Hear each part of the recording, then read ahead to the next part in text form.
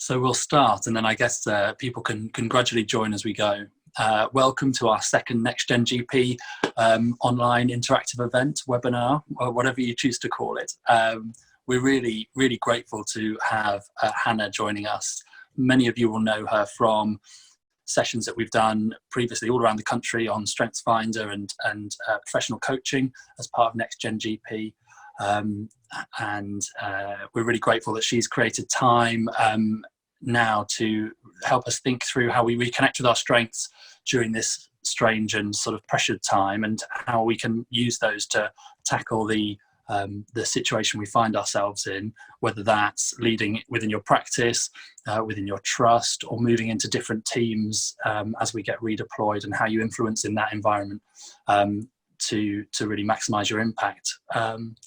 So thank you for joining us. I'm just checking. Yep, we're getting people coming in. Great. So many of you know Hannah, as I say. She's an executive coach. She's a certified strengths coach. She uses a lot of the Strengthsfinder tool that is used by Gallup and Clifton Strengths, and I'm sure she'll talk a bit more about that. Many of you will already have done Strengthsfinder and have a report that gives you a suggestion of your top strengths. And if you haven't, that's not the end of the world, and hopefully you've had a chance to reflect a bit on what you think your personal strengths are and what you bring to different groups and teams to make you and them successful. We're going to try and take that a little further today, as I say, and that will depend really heavily on your questions. So Hannah's got a few words to say at the beginning. I've got a couple of questions that you've kindly sent in, but really we want to hear from you about what's puzzling you or challenging you. What are you experiencing on the front line, so we can think about how we use those experiences and share that learning. So please do use the learning from last time. We had quite a lot of feedback saying people would really like the chance to chat more widely on the group. So please do use that, share your experiences on there, reflect and ideas, and also put your questions there. If it gets very busy on that group and you're worried we're going to miss your question, then please do ping a direct message to Hannah or I, and we'll try and pick it up that way too. So that's the technical things. When you send your questions, if you can and you have time and you remember, please give us your name and your role and where you are. It just helps us put an imaginary avatar to the face and the question. We're going to be quite careful to finish on time today, because I know last time we drifted on with the quality of the conversation that was going on with Oliver and Nick. So we're going to finish at 9 today. Please do tweet along if you've got reflections you'd like to share more widely. We're using the hashtag NextGenWebinars like we did last time. And then we'll talk a bit more at the end about getting your feedback on tonight and an exciting next event as along with our new podcast. So stay with us to hear more about those great things. There's also a certificate at the end of the feedback form for CBT purposes. So hopefully that's another incentive to stick with us. So Hannah, I'm going to hand over to you now, if that's okay, and we'll let you get cracking. Brilliant. Can everybody? I think I've pinned my video, so I should be the speaker view now, and everybody's there. What would be really great to start with is if we just have a quick hello in the chat to check everybody is able to hear me and everything's okay. So if you want to just say hi in the chat, say hi and where you're tuning in from, which part of the country, that would be fantastic. Hello, Oliver Snelling, friend of mine who lives in this city. Nice to hello, Nottingham. Hello, Hereford. Fantastic. It's working. Everybody's getting involved. It's really brilliant. And before we go any further, I do want to say sorry for the wrong link in the original email. Just to explain that what happened was we had so many people that wanted to be involved tonight that we had to upgrade the Zoom package. And then there was a bit of worry that if we didn't resend the link, we would be still using the old package and then we wouldn't be able to get you in. So hopefully that explains to you all why we had a little bit of an issue there. I've got Will and Nish helping me tonight. Nish is going to help monitor the chat with us and chat back to you if there's things you need, and Will's going to be helping us with the questions. So thanks so much for that. Hello London, hello Surrey, hello Blackburn, hello Alderney, it's wonderful. Hello Winchester, wonderful, from all over the place. I really do miss you all. It's really lovely to be an honorary member of this network. I'm not a doctor, I'm not in your world every day, but I really love being part of this organisation, this team, this event, and miss that we aren't able to do what we normally do together. And one of the problems that happens when we have our events is that everybody says, oh, we don't have long enough, we don't have time to talk, we don't have time to chew things over a bit further. And I'm hoping tonight we can just take things a little bit further, give you a chance to ask some questions. We won't be able to get through everything. We've got an hour together. I want that to be really purposeful for you, but hopefully we'll feel that sense of connection again to each other and to strengths. I saw there was one question already in the chat saying, are we going to get to learn how to use Clifton Strengths tonight? This is mainly looking at if you've already been through strengths and you understand it, but that's absolutely fine.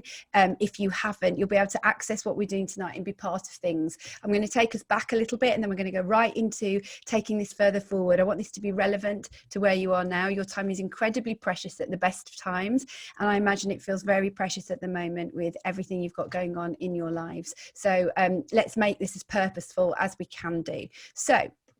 So let's go back to go forward. We all know, hopefully all know what strengths is. I'm just going to give you something to give you a little reminder. I'm going to try and share screen. Okay, so just bear with me while I do this. Let's see if this works. Okay, hold on. It's always a slight delay when we do this. Oh, I don't want to show you like that though, do I? That's not what I want to do. Hopefully that's working. Yes, that's it. Okay, so this is a little bit of a reminder to you that the way we learn our strengths, and if you haven't taken the strengths assessment, this is a way that you can begin to think about what your strengths are. You've got to ask yourself about the things you really want to do. What is it that you really want to do? Simple as that. I love looking ahead at my calendar and my diary and thinking, what am I looking forward to? What is it that I want to be involved in? Normally, that is a clue and a hint to the fact that we are doing something that we are made for, that is using our strengths and is giving us the opportunity to work at our best. Another question that we can ask ourselves is something that we've done that we can't wait to do again. Something that we've just so enjoyed. We want to have an opportunity to do it again as soon as it's over. Now that doesn't mean that you weren't tired. That doesn't mean that you were exhausted by what you did, but actually it really fulfilled you as well. And I think it's really important to keep listening in to what makes you feel like you can't wait to do it again, even if it asks a lot of you and you're tired at the end of the day. I often talk about different kinds of tiredness. You've got the kind of tiredness that comes from when we are doing things that are actually asking of us outside of our strengths. So an example for that for me is when I'm at home and I'm doing a lot of planning and I'm working alone. I can do it for periods of time and I do enjoy my own headspace, but I'm actually at my best thinking and planning with other people. So that's something that it sort of brings me alive when I get to do it with other people. So that's a clue to your strengths. Another question to ask yourself is, what do I pick up quite quickly? What have I not necessarily needed a great deal of help with? And I just seem to be able to do that. And you sort of might even ask yourself, gosh, how did I do that? And you don't even really know how you did that. So that's another clue to your strengths. I would encourage you to think through these questions both now and going forward. What do other people praise you for? Where do you find that others say, you are really good at that? Well done for that.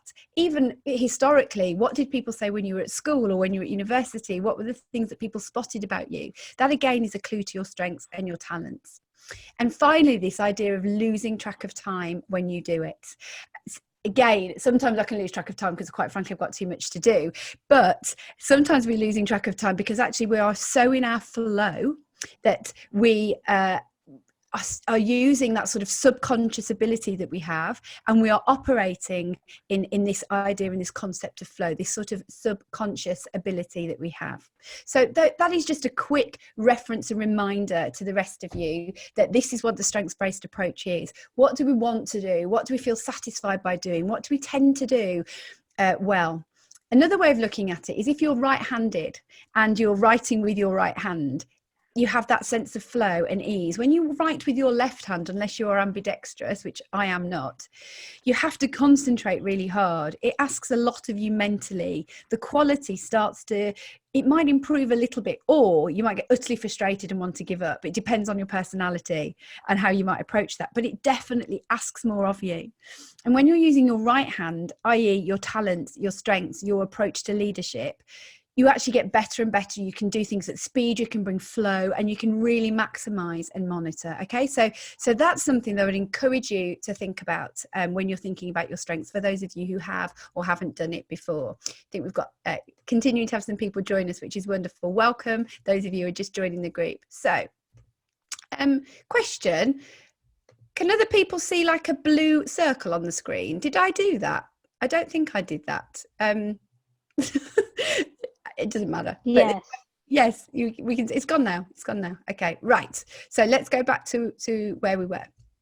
So next thing I wanted to talk to you about tonight is this idea of times of, a question in the chat was, can I do my strengths? For those of you that haven't done it, yes. I think you'll probably find in emails that have been sent to you how you can do your strengths if you haven't done them yet. If you want to actually go through the assessment, it's organised by a company called Gallup, and that's where you can go and find out more. Nish is putting it into the chat for you so you can have a look at it. So one of the things that I've been thinking about in terms of strengths and the position you find yourselves in right now is our strengths are our best answer to handling crisis, but our strengths are also one of the reasons why we struggle to handle crisis. Now, what do I mean by that? Let me try and explain. We are in a time of, I don't want to use the word unprecedented, but I'm going to right now. We're in a time that most of us have not experienced, a time where there is something quite out of our control impacting the entire country. And our strengths have needs, okay? I talk about this on the evening. I want you to think about that. Your strengths have needs. There are things that suit you because of your strengths, that because of the time of crisis that we are in, are not being met. So let me give an example of that to you, a very simple one. My dad is somebody who loves meeting new people. He's 79 years old, but you wouldn't think so. He is full of life and he loves meeting new people. He helps at toddler groups and chats on the door. He goes fishing, he goes golfing. And one of his strengths is woo. Woo enjoys meeting new people. There might be some people in the chat who've got woo. If you've got woo, maybe you can raise a hand or you can put something in the chat. But those of us who've got woo enjoy meeting new people. And when you're in a lockdown, we got some woos. Yes, James Waldron.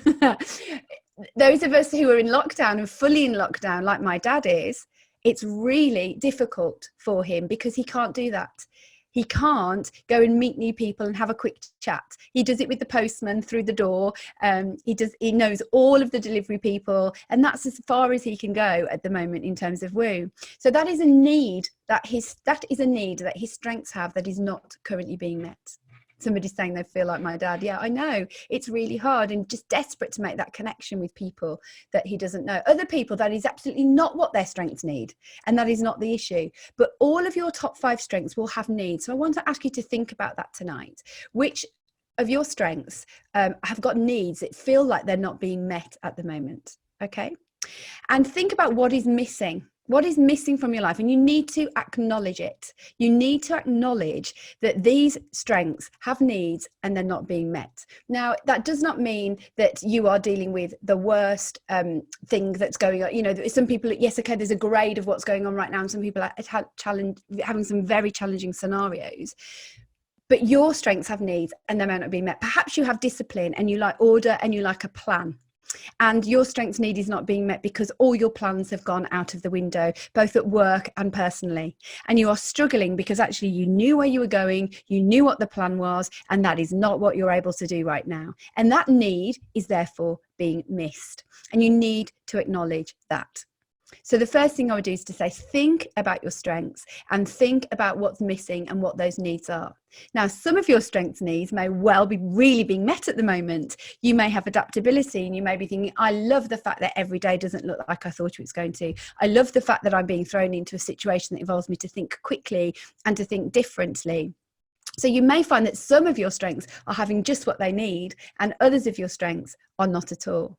So then the question to think about as you look at your top 5 is what do I need to sharpen and focus my attention on in this time?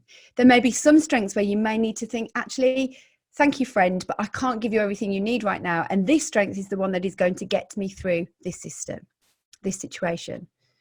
And then the final question I want you to think about as well is, how can my strengths help other people right now? Now, I've been doing a series of videos. You'll find them on LinkedIn. You'll find them on Instagram. They're a bit long for Twitter. I'm going to give you the link later on to all of those. And I'm doing a daily video just for 2 minutes on each of the strengths. And I'm particularly talking about what that strength does in a time of crisis, how it is useful to yourself, and how it is useful to the people around you. You will have just what other people need in a time of crisis, dependent on your kind of leadership and who you are. And again, that is different person by person. You may not be somebody who rolls with it, who loves a crisis, but there is something else that you can do and you can bring. And again, as I always say when I'm doing these events, is to stop focusing on the thing that you are not and to think about what piece of the puzzle you bring. You bring a piece of the puzzle that other people don't. And it is important that you think about what that is. So if you have got strategic number 1, you could be very good at helping to think about next steps or different possible solutions to what's going on. If you've got ideation, you might come up with some creative responses to what's happening in your workplace. If you've got harmony, you may help people collaborate in a new way and get behind something, even if they're not sure it's what they think is the best route or the best action.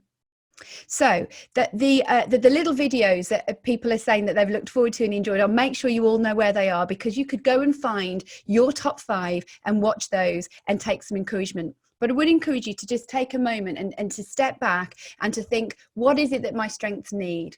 You see, if you're feeling particularly exhausted or sad or struggling at different times, it's often because we have an unmet need in that moment that's not getting the air time that it needs. So I wanted to give you that to think about and to go back to and think, actually, I need to focus on my strengths. I need to sharpen those in a time of crisis, and I need to be considering what is missing and what needs I have. Just want to take another moment before we move to questions to talk to you a little bit about leadership as well, because obviously this is a leadership program. We talk about leadership when we do our evenings together, and I just wanted to give you a little bit more learning and thought around leadership. I've been reading a bit about leadership this week because I'm doing a webinar for another one of my clients around what people want from their leaders. So I've been rereading around some stuff, and I just wanted to share a couple of thoughts with you tonight on that. If there's things that you're thinking or reflecting, do use the chat. I'd love to hear from you as we go. It's absolutely fine to connect. So essentially, Gallup, which is the company that we use for the Strengthsfinder, they've been around for several decades now, and they are a research company first and foremost. Everything they do, they absolutely root in science, they root in evidence, they root in their background and their knowledge. They did 20,000 interviews of senior leaders, and they did 10,000 interviews on followers. That is people who follow those leaders. They did 1 million work team studies. So they had 20,000 90-minute interviews with leaders, 10,000 studies of followers, and 1 million work teams that they looked at to look at effective leadership. And essentially, they found these nuggets that I've tried to distill down for you today, that what the most effective leaders do. If you stop and you think about the leaders that have impacted your life, whoever they may be leaders in any sense of the word. I am passionate that we are all leaders in some way. You lead in your home, you lead in your workplace, you lead in your community, you lead with your own life, you lead your own self, you lead in your friendships. So I think leadership isn't something somebody gives you, it is something that you do, it is something that you are. But these leaders who were the most effective and had the biggest respect of their followers, it wasn't that they fit a certain mold. If you think about some of the most incredible leaders, off the top of my head, you might think of Gandhi, you might think of Churchill in the war, you might think of Barack Obama, or leaders within organizations that you know of. They don't have the same strengths, they don't have the same skills, and they don't have the same talents. But what these most effective leaders did was that they were always investing in their strengths. And that's something we talk about all the time, is this equation of your natural talent, and you multiply that by your investment, and that's the strength that comes out. So great, you've got a natural talent to talk. Well, how are you going to invest in that so that it becomes a really strong communication strength? Great, you've got a natural talent of including those who are on the edge. How do you invest in that so that it becomes something that becomes a real strength in the future? So that's the first thing they do. They continually invest in their strengths forever. Then they surround themselves with the right people. Now, what that means is they have enough security to know what they do. Okay, they have enough security to know what it is that they bring to a team, and they surround themselves with excellent people that do what they don't. Now, the problem and the trouble is sometimes we want to build teams of people that think like we do and connect like we do. But the problem there is we do have then a lopsided team. We are okay to be lopsided because that's how we become excellent. But if a team has lots of the same, we end up making difficult or poor decisions and the potential for mediocrity. So my encouragement for you is to channel towards what you're best at, know what you're not and mitigate for it, but build a team with the right people around you that you can let flourish and be excellent at what they do. And then the final thing that the most effective leaders do is that they understand and listen to their followers' needs. And I just wanted to give you this quote to think about here, where it's basically, this is Wesley Clark, who was the Supreme Allied Commander for NATO. He said, "I've never met an effective leader who wasn't aware of their talents and working to sharpen them." So my encouragement to you is to keep focusing on your strengths, keep investing in them in the different ways that you can, even though we're very time poor. There are ways to do that. It's the way we handle our problems. It's the way we look at an action plan that we've got in front of us in the challenge. We approach it from a strengths-based view, and get the right people around you so that they mitigate for the things that you are not, and keep listening to the people who are following you, who are leading, and understand what they need, which essentially means you understand their strengths as well. Now, before this turns into a bit of a monologue, I'm going to start to take a few questions from Will. I'm going to stop the share for a minute. We might want to come back to that, but then we can have a bit of a bigger screen again. People are asking about where you can find the videos. I'm going to set up a YouTube channel. The easiest place is Instagram, because you can go right back through the history. Twitter, there's a time limit on a video, so you can't see the whole thing. And the trouble with LinkedIn is it's hard to go past a certain point. They are on all of those platforms, and Facebook as well. But actually, if you've got Instagram, you can scroll back down somebody's page and see them all the most easiest way. But I am going to set up a YouTube channel as well, so then they'll be all relevant. And when that's up and running, I'll make sure that the Next Gen group all know where that YouTube channel is and you can find them. So that's just to answer that question. Will. Thanks, Hannah. So get your questions coming in. I've already had some really good ones. Oh, good. But I wanted to pick up on, it's not the obvious place to start, but because you mentioned it just then about building sort of balanced teams. And I know it's something I really reflected on after the Next Gen session that I came to. One of the challenges we all get all the time is that most of us don't get to fully form new teams around us. We all often move into teams, inherit teams before we can shape them, if we can shape them at all. Yes. And especially now when we're being redeployed, or staff are sort of seem to be rotating off to isolate.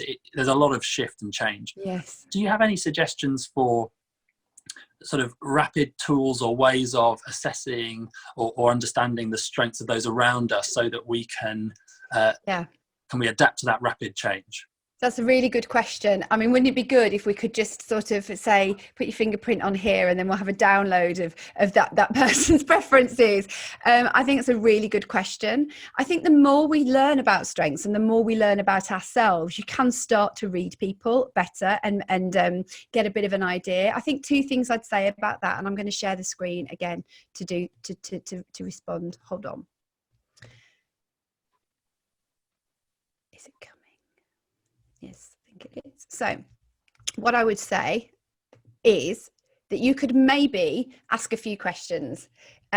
when you can. Now this is a bit difficult. I appreciate you can't sit and have a long conversation, that you're very busy, but you may, if there's somebody new around you, just say, I'd love to get to know you a little bit, and some of these questions can begin to allude to what things people prefer and what gets them out of bed in the morning. So just the question, what do you love about your work? That's really eye-opening question to ask. We ask a similar question at the Next Gen workshops, and people say very different things. What makes you smile when you're at work? What brings you alive when you're at work? Just ask a simple question like that, and somebody might say, I love it when I get to the root of a really complicated problem. Another person might say, I love it when we run to time. So when you start to hear those things, you get a clue to what floats their boat and what gets them out of bed and what they need from you. Do they like order and rhythm? Do they like to be involved in change? Are they very, very flexible? A couple of other questions you could ask. Tell me about a time when you felt you were at your best, or what drives you crazy about work? Again, that shows your strengths, doesn't it? If your strength isn't being met and the need isn't being met, that can drive you crazy. So if you're somebody who does like system or consistency and fairness, somebody might say, what drives me crazy is when I don't get the same treatment as somebody else. What drives me crazy is that they can come to work late and I never could. Now, none of us particularly like that, but for some people that is their absolute, this is not fair. So if you ask people what they love and what drives them crazy, you start to see what makes them tick, what gets them out of bed in the morning. And I love this question: of all the things you do well, what 2 or 3 things do you do best? I really like that question, because you're basically suggesting this person does loads of things really well. It's a nice way to sort of flatter them. But actually saying, what do you think you do best? What do you do best? And what do other people say you do best? And sometimes people find it hard to answer questions about themselves. So you can phrase it in a different way and say, if I spoke to those colleagues that already know you really well, what would they say you do brilliantly? What would they say I should get you doing? What would they say is what your absolute personal brilliance is? And then people can sort of talk about themselves in that third person a little bit more comfortably. I find that it doesn't feel quite so bragging. Not that it is bragging, I don't think it is. And then the other thing I'd say to that is, remember what we talked about when we talked about the 4 areas of strengths. There are executing strengths, there are influencing strengths, relationship building strengths, and strategic thinking strengths. And I think what you probably could do by just spending a little bit of time with a colleague is you could probably find out what their main area of domain, their main domain is. You may not be able to know exactly what their strengths are, but you might work out whether this person is motivated by relationship, or whether this person particularly is a real strategic thinker and goes off and has all sorts of ideas and plans and a lot of cerebral activity. You might be able to work out that they are quite an influencer. They've got that character that leads others and brings others with them. Or there might be somebody who really loves to just get the job done. You'll soon get the idea of an executing strengths person, because they won't want to be in a meeting. They'll be fidgety and they'll be, desperately wanting to get on with things or multitasking. So if you pay attention, I think if nothing else, you can find out a little bit about motivations, and motivations are really well connected to strengths. So I guess it's hard. I do understand that. But I do think when you start to understand strengths, people do say things to you and you think, I get where you're coming from. And I spend a bit of time listening to podcasts or reading about some of the strengths that aren't my own. That can be a really good way to begin to just understand human nature and some of the differences. And remember, the thing we always come back to on this is what feels very normal for us is not normal for other people. It's not easy for them. So not to make assumptions, I think, is really important. Yes. So sorry, I didn't mean to do that. I was going to just stop the share. So those are a couple of things that I appreciate. It's very, very difficult. And I'm speaking from quite an ideal world there. But I do think a couple of exploratory questions about what you love or what gets you really frustrated starts to give clues to people's motivations and what it is they might want to do more of. I hope that gives a bit of an answer to that. Yeah, thanks, Anna. I guess talking to people when we join teams is a natural thing that we all do. And so just going into it with an agenda sounds wrong, but maybe a bit more purposefully using some of those questions would be really helpful. A good question can do a lot in just a very short amount of time. And it may feel a bit weird to ask some of these questions and think, I don't really talk like that. But you can phrase it in a way that feels like you. But people... people do like to talk about themselves, as long as you do it in a way that they can handle. We all like to do that in different ways, but say, oh, tell me what you love about what you're doing. What's been the best thing that's happened on this ward, or wherever it is that somebody might be working. It's quite interesting. You begin to find out what their reasons and their motivations are, and realize that they're not the same as yours, even though you all do the same thing in many ways. You don't. And I always use this group Next Gen as an example. When I'm working in other environments and I'm talking to CEOs and leaders, I often talk about you guys, because essentially you do the same thing as each other, but what you do and what you bring to the role is very, very different. There is no set of doctor strengths. We've discovered that easy peasy with what we've done across the movement of Next Gen. There isn't a doctor strength. You bring your strengths to the role, and what you do and how you sort of then direct your career to do more of the things that you love is the way to go. Thank you. The next one's another personal one before I move on to the others that have come in. And I guess it's that one of the things we talked about at the session that I spent most time reflecting on was the way that the different strengths start to interact with each other. And from a fragmented sort of set of 5 different strengths, start to produce a more coherent whole for me. And balance in different ways at different times. And I guess that's the key for me at the moment that I'm struggling with a bit, is that we're in such a different situation that the balance of strengths that I've been working hard to develop for old normal doesn't seem to be so well balanced at the moment. Is there I mean, you've already touched on some really wisdom there with sort of understanding the needs of my strengths, and I don't think I've done that, so I have some work to do there. But have you got any other ideas about how we balance our strengths and how we can reflect on that?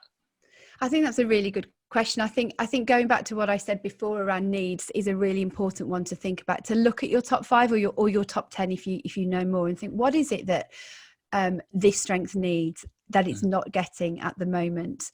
And I wonder whether the question is to almost think about how other strengths hold on, I think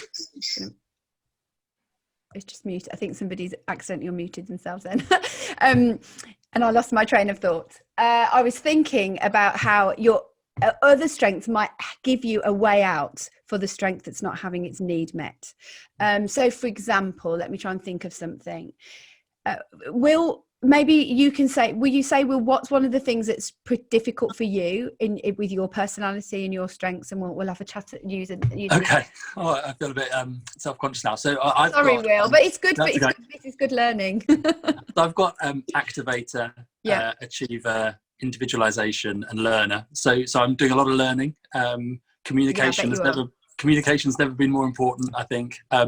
I think activators struggling a bit because the situations I work in have become much more hierarchical and directive, top down, which I think is right in healthcare. You know, there are certainly there's an important role for that, but I'm finding it quite hard to feel the space to get things started and get things moving, and I get a lot of energy from that. So I'm feeling a little sort of deflated from energy at the moment.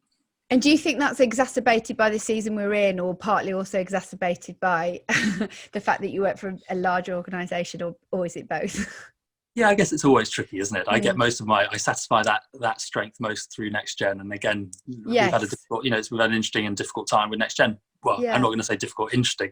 So not as intended. Yeah. But I guess I'm using them, the balance is different. And so I'm wondering whether I need to adapt to that, or I just need to sort of cultivate and support the strengths that aren't getting fed. You used the example of the woos out there not getting that strength fed as much, and I guess that puts pressure on other strengths to create the sense of energy and drive that you would maybe get from that. I mean, I think there's a couple of things I'd say. I wonder whether there's a more micro level you can be using your activator at work when you're dealing with patients, or some of the smaller things that can be done and brought about, of whether you can bring an activator to that, and also outside of work, where there's a way you're activate. Again, like you've already said, Next Gen has been a big part. I don't mean that's outside of work, but outside of the day-to-day. Whether there are some other environments that can give that activator a little bit more of an outlet. And again, whether there are some, I don't know, I don't know your workplace, but whether there's some more strategic partnerships where you can talk a bit about your love of getting things going, and offer yourself into that environment so that you can begin to bring a bit of momentum. And whether you can bring momentum on a smaller scale with something and still get some satisfaction from that, even if it's not happening on quite the macro level that you want to.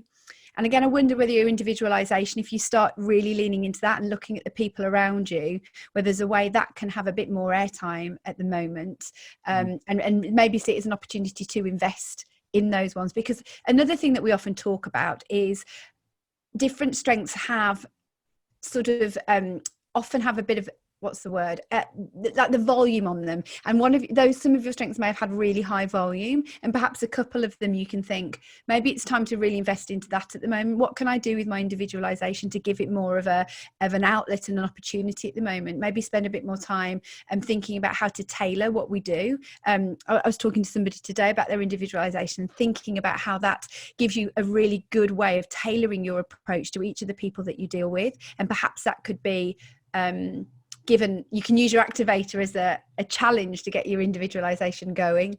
So I mean, that's something we'd talk about much more in a coaching situation. But you wanted to use an example to make it feel a little bit more real, that actually it is about looking at the balance of your strengths and thinking, can I do my activator elsewhere as well? Is there something in my personal life that I can get cracking on or bring some momentum to, where I can't do that so much in other spaces? Or can I do it at work in a more micro level and recognize that there's some frustration? I think the other thing to say is we can't just pretend these things aren't there. You do have to acknowledge that this is frustrating, or that this is difficult, and just call a spade a spade. And then when it's happening again, you can sort of go, I know why I feel like this is because of that. And I do think that very much helps with the way I handle things, is when I begin to realize what's going on and why I'm behaving the way I am. I hope that's helpful for everybody, working through a bit of an example. Guys, the slides, I'll make sure everybody has these afterwards. I don't need, we'll send them to everybody. So if anyone's worried about not having the slides, we'll just send them after the event. So don't worry, I'll send them as a PDF, and I'm sure Will will make sure that everybody gets them who wants them. So don't worry if you've missed anything that's come up. Somebody's saying that was a really helpful question. So we're talking about this leaning into different things. Remember, some of your strengths, shout really loudly. Achiever and responsibility, shout loudly. Let some of the other strengths that you've got get some space to have their moment, and this could be a good chance for that. Yeah, I think the idea of volume for strengths is a really nice one. I'll definitely think about that, and it explains why my wife's getting so fed up with the number of projects I'm starting at home and not finishing. She's like, take your activator elsewhere. Yeah, absolutely. I've got two questions from Imran and Amit, which are similar, albeit slightly different. So I'm going to try and merge them if it's okay. So they're both talking about the challenge of using their strengths where there are already leaders in their team, and so one talks about how to step up and lead when others aren't creating space for him, and the other asked how to do that when their natural leadership style seems to clash slightly with the culture created by the other. I wonder if you had any thoughts on that. Well, yeah, that's tough. I think just a couple of things I'd say there. I've been in the position where I felt that my leadership style, and more importantly, probably my values, don't match the senior leader for me. And that, I think, is important to say that is challenging and that is difficult. It can feel really challenging when you feel like you're being a square peg in a round hole, essentially, and that you're having to do things in a way that doesn't feel like you. So I think, first of all, we just want to say, recognize that is not easy. I think depending on the relationships that you have, being able to talk about there being more than one way to get the same outcome is something I would encourage you to think about, having a conversation around that. Whether some of the leaders or a leader that you feel has got a bit more openness to this, you could say, I really am with you in terms of the strategic vision and the goal and the objective, but because of who I am, I may go about getting there in a different way. And lay your cards on the table around that, if at all possible, if it is something that you're able to do. Now, the other thing I would say is that there is a concept of having to upwardly, I don't know quite how to put this, but to upwardly manage your leaders. I've done it lots of times in my life. And again, the more self-aware you are and the more others aware you are, you can learn to manage a leader above you. That doesn't mean they act as a puppet. I don't mean that, but you learn to approach them managing up. Exactly, that's what I'm trying to say. Somebody's just said it in the chat. You can manage up. Now, the way I would do that, because of the way I'm wired, is the way I'm going to give an explanation of that. That as you start, how do you do it without being seen as a troublemaker? Well, yeah, it is. You've got to be careful. But the more you know that person, let's say, like, I'm going to give my example. A boss that I previously had, extremely strategic, very much needed to know how things fitted with the strategic plan. That was always her goal. If I had an idea, it had to fit with the strategic plan. I knew that. There was no point just because I thought it was a good idea. And also, if there was a problem or a challenge, she didn't really want to know about them unless I'd got a solution. And I knew how she worked. I knew what was important to her. I knew what her values were. So if I was going to her, or if I was representing others to her, that is the way I would frame the conversation. I would talk about strategic plan. I would think about how it meets what we're trying to achieve. I would talk about this is an issue and this is what we're going to do, because that was her language. To use that was her language. Another leader would need very different things from you. So again, this comes to your people knowledge, your people investment. I knew I'd worked with that person for a long time and I knew how they worked. If you were approaching me, you might manage up differently to me and think, oh, what Hannah needs to know is that this is going to be exciting and new and all that, you know. So you sort of say the same thing, but you lean into the strengths that they have. You're not saying something that's not true. You're not saying, you're not making it up. You're not manipulating. It's about talking somebody's language. It's what we do all the time. We do it with our children, with our friends, with our partners. You learn the language that that person speaks to help them get on board. So another thing you might do, if you know your boss is quite deliberative or analytical, you may prepare more statistics and data to help them get on board. You may also say, don't give me an answer now. I know that you need some time to think about it. Can we talk about this again next week?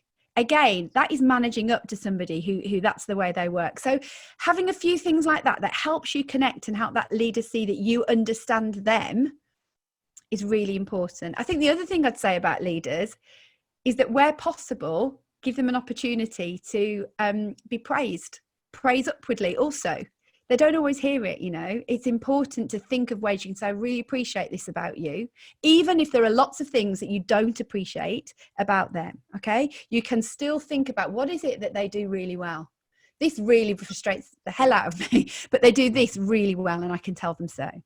So I don't know whether that fully answers the question, but those are some tools that I would rely on. And that involves, a bit of people research is probably what I'd call it. And then thinking about how you frame it for that conversation. So, Thanks, and it's what we do a lot of, somebody's saying here, it's what we do a lot of time with patients. It's framing the advice in a way that meets their expectations. What an excellent GP you are for doing that, because that is exactly what we need. Totally agree. Meets their expectations, makes them feel heard. Completely agree with that. It's brilliant. Thank you. Somebody else is just quick, before you carry on, Will, they're saying, could you elaborate on investing on strengths? I'm wondering what kind of opportunities I would have in investing my strengths. Okay, quick couple of things to say. If you go back onto the Gallup website, there is an action planning area and it gives suggestions for, this is for Zippy and everybody. It gives action planning ideas for what you can do to invest in your strengths. So you start to look at one of your strengths, perhaps in a little bit more detail and think, okay, how am I going to grow this over the next 6 months? What might I do?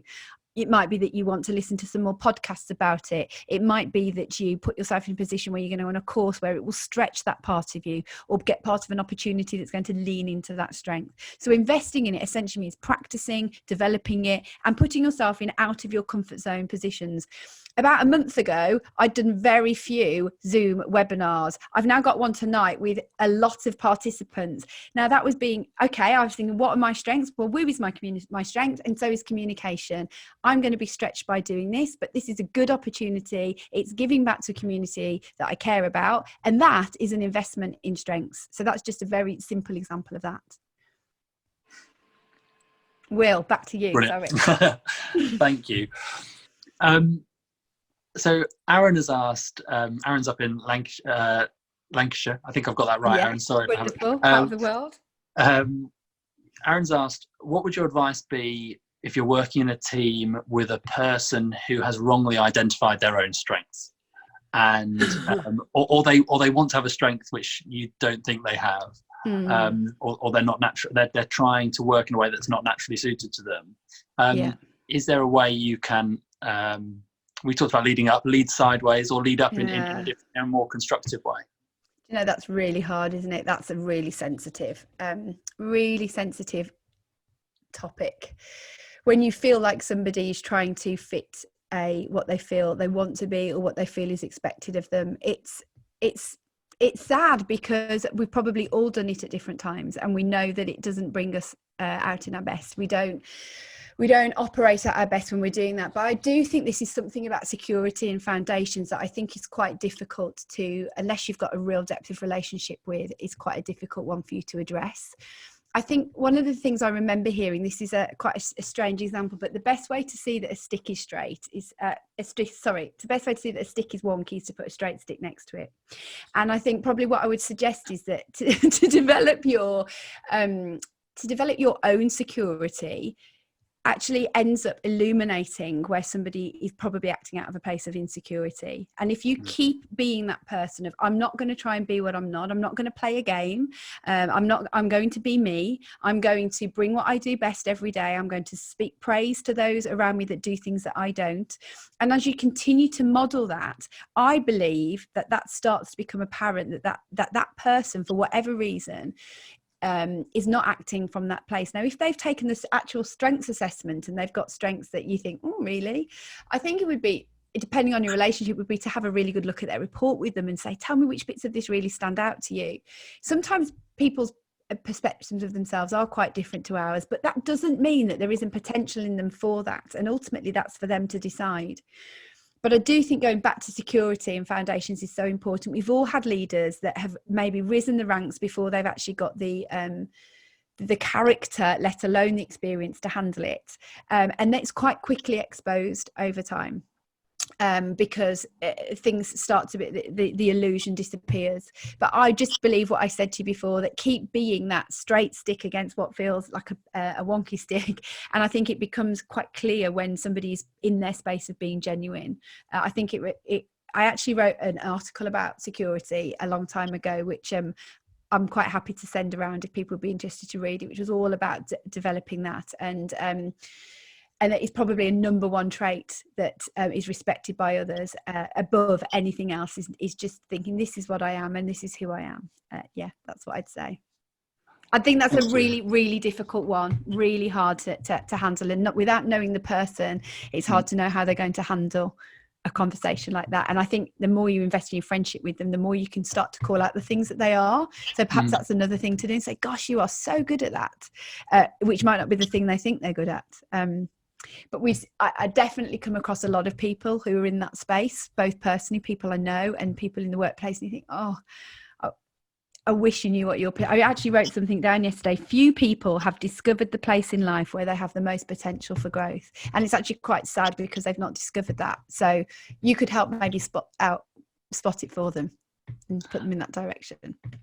I think it's a really hard time as well, isn't it? Coming back to that question around balancing our strengths, I think, there are I'm mindful that there are lots of leaders who are, we've created 1,500 new primary care leaders as primary care network clinical directors early in their careers really of doing this, many very proficient and experienced leaders. But suddenly we're in a situation which requires a different leading style. And Anna references a colleague who has command quite high in their profile and is actually relishing this and seems to be sort of flourishing, but often that's quite hard to manage. And I think, and it would also be a shame if this transient pressure and this expectation we have for people to lead in a particular way, in a decisive way, do we risk undermining those leaders with more strategic long-term thinking traits, which we'll need again in about 5 minutes time. That's right.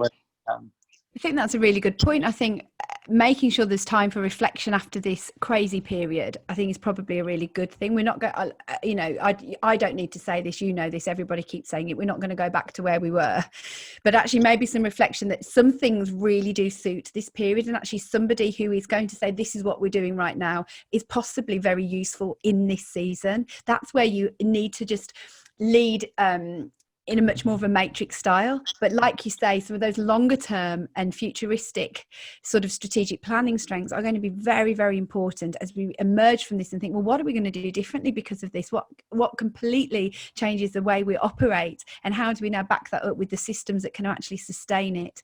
So I do think there are times and places where certain things really do come to the fore, but like you say, we don't want there to be that this type of strength is the only way to lead in a crisis. And I'm passionate about that, which is why I've done these 34 videos. We can all lead in a crisis. We all bring something to a crisis. Somebody may say, right, this is where we're going, this is the plan, and then it needs somebody else to go around and mop up after them.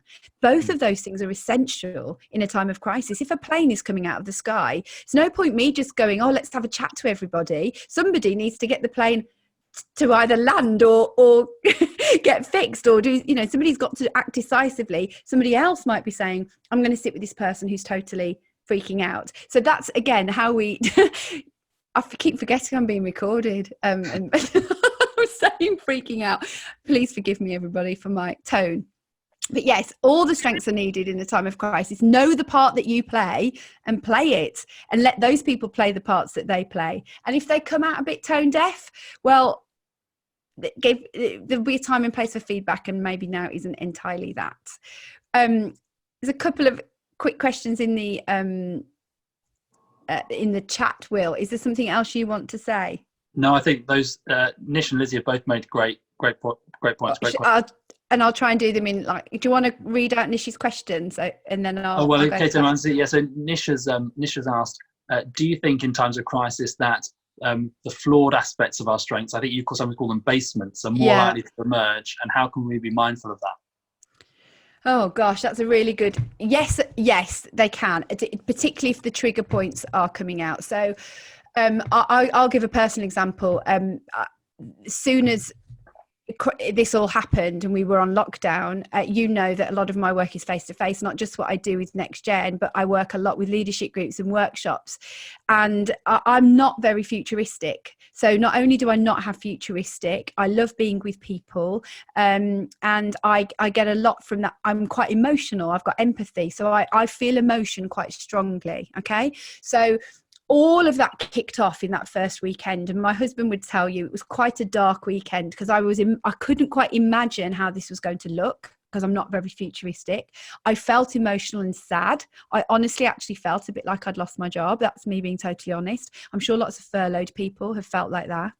And it only took me 2 or 3 days, but I had to acknowledge that that was how I felt. I needed to go for some walks in the park. I had some tears. I was thinking, we're not going to go on holiday. All those selfish things that I was feeling in that moment. And then you start to think, well, my strengths are actually my way out. Okay, they're also my way out. They may be my way in, but they're also my way out. And then one night in bed over that weekend, I just had this thought: talk to people about their strengths in crisis, which is where these videos have come from. And once I started them, I thought, flipping heck, I've got to finish them. People are watching these. I've got to finish. I felt a commitment to people. So I suppose that little example is to say, I can see where my strengths were causing me trouble in the initial thing. I needed to engage with the emotion. That's how I work. And then from that place, I was then able to think, right, this is my best way out. This is who I am. How can I give back? How can I do what I do? And actually, do you know, I've had some amazing opportunities, and both financially and both just doing things like this to support you. It's been a really wonderful time, not without difficulty. But yes, that's perhaps the way I could explain that. I probably need to close that one so we can answer Lizzie's question as well. Yeah, thank you. Yeah. So Lizzie's was, if you're in a team and you have a team member or colleague who's working best with an opposite strength or an opposite skill, is there a way of ensuring that you work together sort of synergistically with that strength rather than competing, which I think is quite a common problem, isn't it? Yeah, it is. It is. Again, I think the more you have a relationship with that person, the more you can talk about it. Long ago, I mean, I'm not saying I don't get frustrated with people, but I actually really like being with people who are not like me. I've really learned that I need them. And I think if you can stop and think, what is the gold in this person? even if they aren't thinking that about you, you're not responsible for them. You're not responsible for their thinking. Unfortunately, we can't change it. But what is the gold in the way they think? For those of us who are married or are in partnerships, you're often married to somebody very different to you. You know, that's why it works. There aren't that many people who are married to somebody just like them that I can think of, or in a relationship with somebody just like them. And that is actually why it works. It's why they can drive you mad, but it's also why it works. So I would encourage you to think about, what is it that this is a gift to me, and to sort of try and find a way of working with them like that. And like you say, the competing thing and the wanting to be, you know, in that space is really hard. And we just have to check ourselves every day and what we're doing. And often we just have to do the opposite to what we feel like we want to do. Because it starts to build a different, you know, it's like when we're feeling really fed up, everyone talks about being grateful. It's the same with that person. Why are they driving you mad? Is thinking, okay, what? And also the other thing is, what's the gold in them? And also, where is this an opportunity for growth for me? With having to work with this person who's actually really difficult. How can I come out of this stronger? What am I going to commit to do every time I'm with them, so that I'm a better leader because of it? Because you won't always work with that person, but the opportunity for you in that challenge is there right now to take. You either take it or you get frustrated by it. I mean, that's perhaps what I'd say to that. And we have got 4 minutes to go, guys.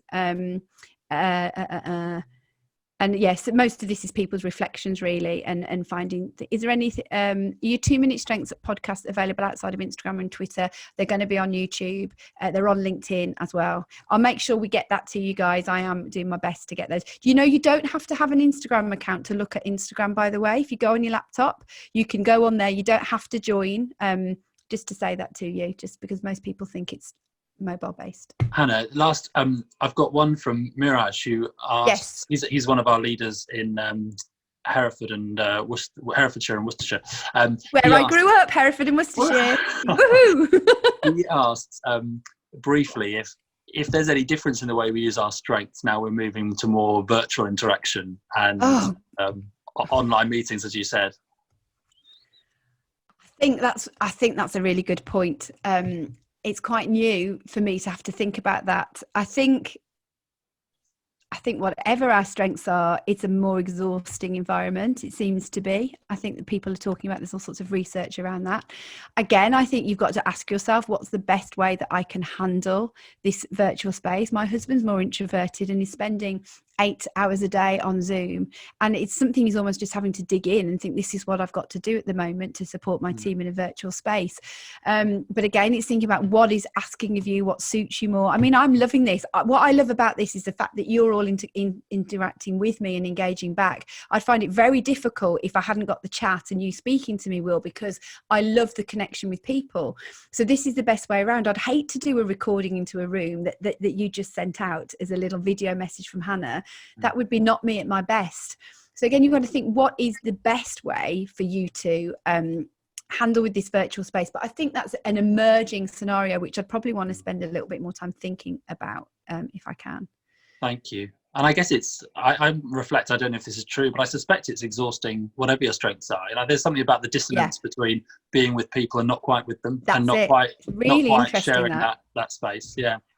And that's where you just have to go find your way of do what you've got to do to re-energize, whether it's going for a run, going to the park, sitting in a room on your own, having a glass of red wine. Do the thing you've got to do to address that balance. Yeah, I mean, for me, there's that kind of headline take home, which you said at the beginning, which is to start to understand more the needs of the strengths and how to feed them. I think that's kind of pretty cool. Absolutely. So, Hannah, was there anything you want to say to wrap up? Just the last thing to say, some of you who've been around a while will know that my business was called Miller and More, and I'm now called Sidekick. And I just wanted to really quickly in 30 seconds explain. I had this real feeling last year that the word sidekick was really important, and that it can be used in a disparaging way, but actually a sidekick enables somebody else to be everything that they are meant to be. And I just felt I wanted to use that really positively, and that me and my company could act like a sidekick to other people. So the rebrand, which you'll all be starting to notice and see, is around this idea of being a sidekick. It's still me. I haven't gone anywhere, but I'm really trying to grow in the virtual space, on the social media space. So for those of you that use it, I would really appreciate it if you would engage on social media as a give back to me. That would be really kind. And then the last thing to say is that I'm setting up a foundation. Well, actually I already have. Since the beginning of the year, 10% of all sales are going to support some real big challenges around the world, things that are close to my heart and are helping leaders grow. So I'm supporting a charity in Uganda, which is working with children in the slums during the COVID-19. I'm supporting a organisation that's normally a fashion company in Kenya, which employs local women. They're now making masks for their community, and I'm supporting that. And I'm also supporting a charity more close to home in Birmingham that's working with some very hard to reach families in this season. So that's just to say that the sidekick idea is that I'm a sidekick to you, you become sidekicks to the people that you mentor, and that together we act as a sidekick to those who are facing challenges that we don't have to face. So if you could stay in contact with me, I'd appreciate that. My website is coming and the rest is already there on the different channels. I'd love to stay in contact. That's probably all I wanted to say to finish, and that I'll make sure the slides come to you. Will and Nish and I will talk and get everything that you want after tonight. And just to say, it's been an absolute privilege to be with you. I'd love to do this again. If we're going to be in this position for a bit longer, let's go again. I've really, really enjoyed it. Thank you so much. Thank you, Hannah. Thank you so much. I know lots of you will know that Hannah has been a great support of Next Gen. And so it's been really hard not to be able to have you to the 12 or 13 different programs we've had to cancel over the last few months. So thank you so much for making the time to join us tonight. It's a pleasure. It's a pleasure. And to say everyone, I'm here, if anyone wants to talk individually, or if anyone is interested in coaching, I also am here for that. So I'm here if you want to get in touch further. Thanks, Hannah. Before we all go, I just want to, I promised a shout out.